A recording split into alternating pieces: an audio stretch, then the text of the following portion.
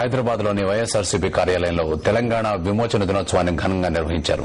Party నేతలు బాజిరెడ్డి గోవర్ధన్, గడ్డు Ramachandra Rao party జెండాతో పాటు జాతీయ పతాకాన్ని ఎగురవేశారు.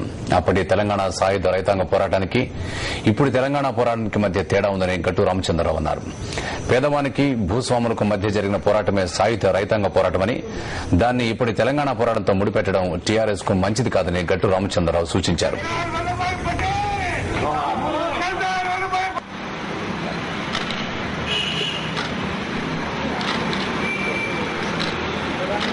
దాదాపుగా ఒక సంవత్సరం, ఒక నెల, 2 రోజుల తర్వాత మరి సర్దార్ వల్లభాయ్ పటేల్ గారి యొక్క పోలీస్ యాక్షన్ వల్ల తెలంగాణ విమోచన ఏర్పాటు కావడం జరిగింది ఈ రోజు.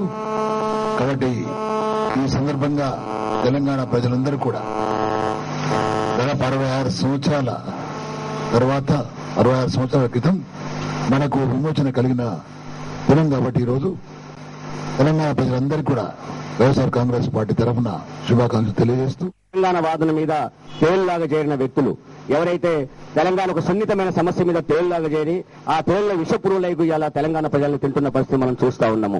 అది సాయుధ రైతాంగ పోరాటాన్ని బ్లాక్ మెయిల్ చేసి ఆ తెలంగాణ పోరాటాన్ని, ఈ రోజు తెలంగాణ పోరాటాన్ని మమేకమే చూసే పద్ధతి చూస్తా ఉన్నారు.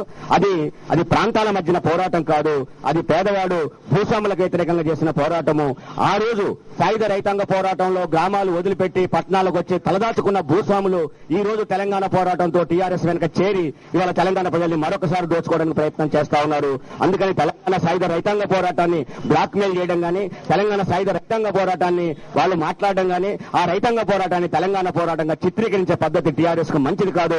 అది దాన్ని మానుకోవాలని చెప్తా ఉన్నాము. అది పేదవాడికి భూస్వాములకు మధ్యన జరిగిన పోరాటం తప్ప మరొకటి కాదు. అది ప్రాంతాల మధ్యన పోరాటం.